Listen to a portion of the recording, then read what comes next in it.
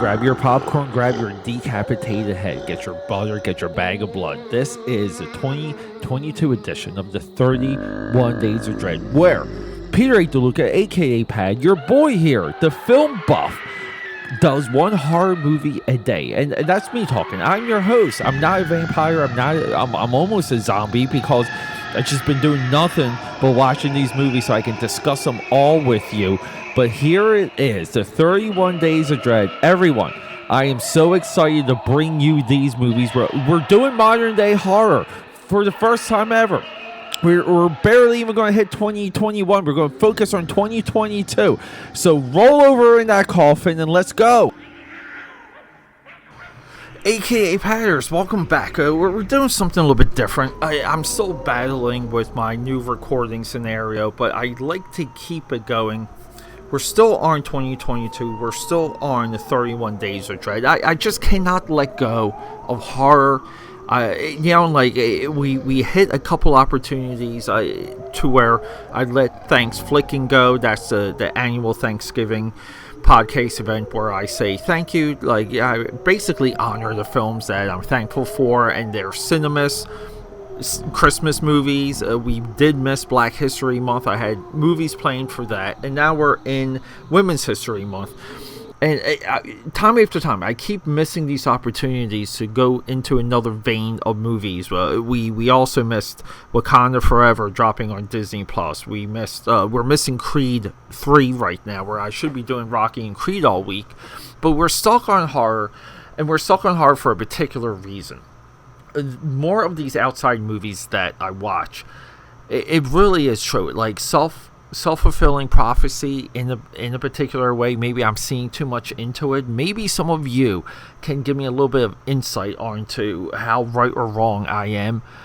But everything does run through horror right now. I just watched with Justin Long on Hulu. It's called House of Darkness, and this movie, and it's essentially a one scene movie. It's one scene, it's a couple locations, and this movie blew me away. This movie had such a tense, taut nature to it. Holy crap, it really blew my hair back. True artistry by also a true filmmaker, but we're not talking about that right now. We're talking about Nope. We're talking Jordan Peele. Us, U.S., I wasn't crazy impressed with Us. His previous movie, as we all know, his breakthrough movie, I really wasn't completely. I'm just trying to get the right words for it. I wasn't completely taken by Get Out, but the more time that passes, Get Out kind of pecks at me a lot, like someone knocking at your door. I want to re-experience Get Out, and I definitely, after this movie, need to re-experience Us. I think Us is more of a giant, weird, abstract idea than what Get Out is. But if we are to take the success of Get Out, and we go into a filmmaker that's rising in popularity, rising in power, rising in Hollywood access and Hollywood resources, this is the movie we would want from Jordan Peele. This is a movie we would want from someone in his position. Because I honestly, God, feel like this is one of the greatest, craziest, most imaginative, we say it a lot here, swinging for the fences movies I've seen in quite some time. This movie, and I'm going to get into some of the backlash and the reception and even what Logan Paul did to derail this movie. But this movie gives us ideas. It shows us things. It's giving us a creature never before seen, never before imagined, ever. We're seeing a creature for the first time in Nope. And given the movie is set up to be a little bit of a UFO gotcha movie. We saw this in the advertising. We see a little bit in the posters where the idea of being in Texas and the idea of having UFOs visit you isn't crazy of an idea. It's something that's in the culture. It's in the lexicon. It's smart to echo some of that imagery and some of that sentiment in the advertising and in the marketing. Within the story of the movie, we and I say Texas, maybe it's yellow California, meaning yellow desert background, like where everything's golden yellow and brown. But if we're in California or if we're in Texas, Texas could be a little bit of a oversight on my end. But the idea that we're in this zone while we're watching this movie, and we're discovering things along with the characters, and we're convinced early that it's alien invaders, that this stuff has to be documented, that these people are intelligent and they're going to somehow outsmart and outwit what's in front of them. All that's there, all that happens, all that unfolds.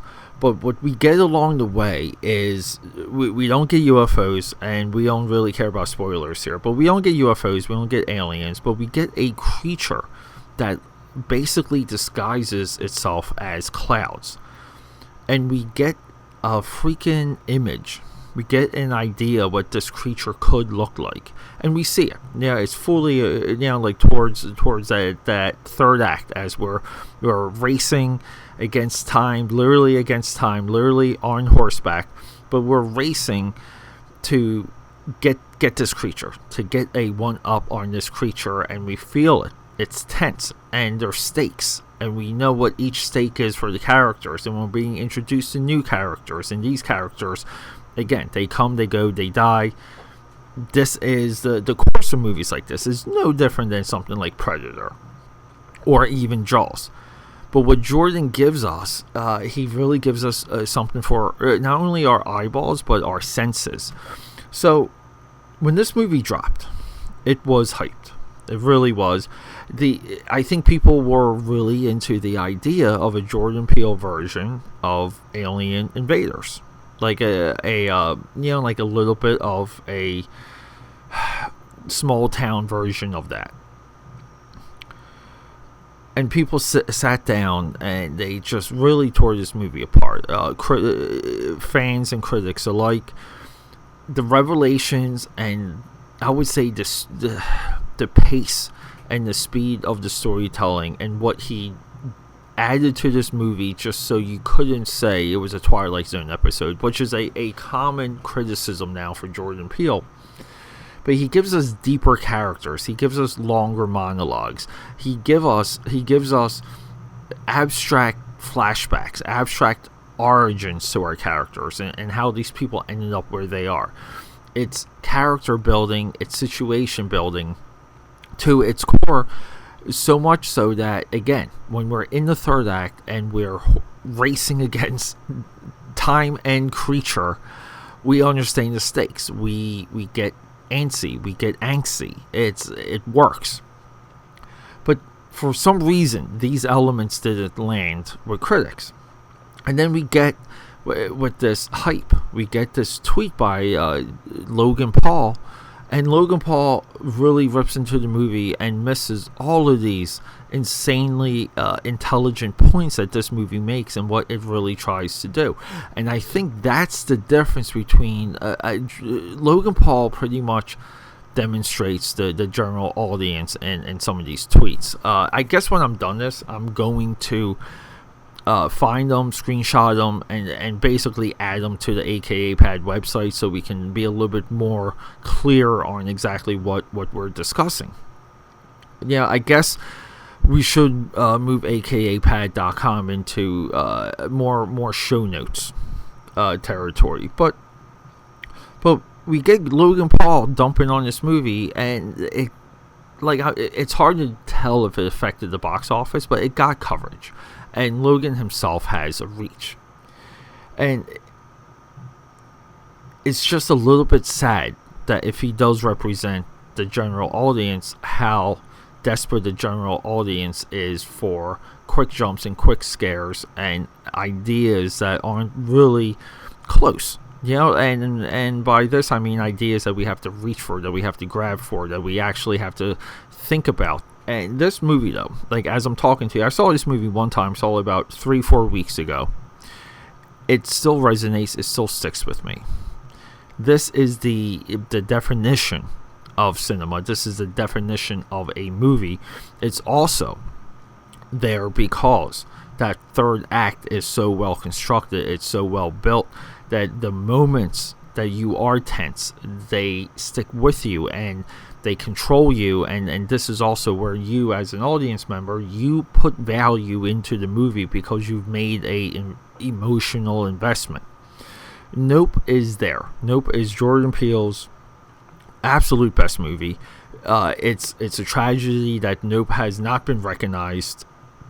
I don't think it has any Oscar nominations. Nope should be up there with any nomination. It should be there for special effects. Should be there for creature design.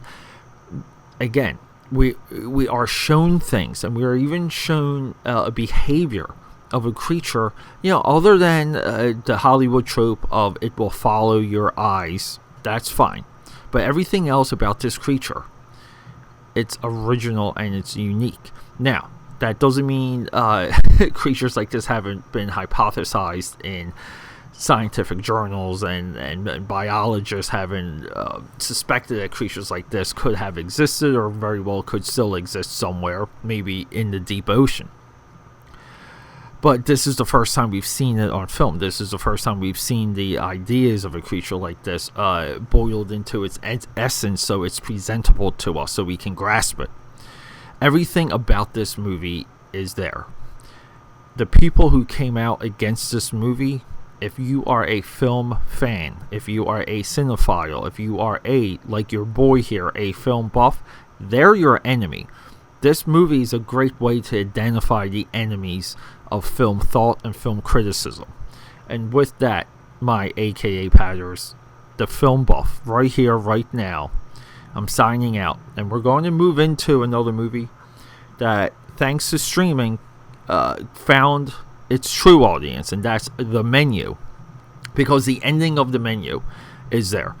There's a moment in The Menu that is, whenever people speak to me about The Menu, I refer to this moment, and it's a little bit of a litmus test for me. I get to kind of gauge how well they understand the movie. And I'm going to share all of that with you in the next episode. AKAPAD, the film buff, signing out. Thank you.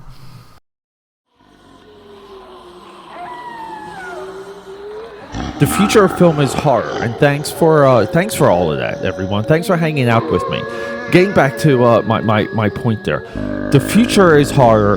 The future of cinema is harder. So everyone here, and I've never ever in all these years, I've never made this request, but everyone that we highlight, every single filmmaker, male, female, ghoul, goblin, you know the drill. But check them out. Find them on a streaming platform. I usually highlight how I watch these movies on which platform, even if I rented it or bought it, so you guys know a little bit of the price range. It's important that we support all of these movies and all of these filmmakers because they are the future. The future is harder. Thanks for hanging out.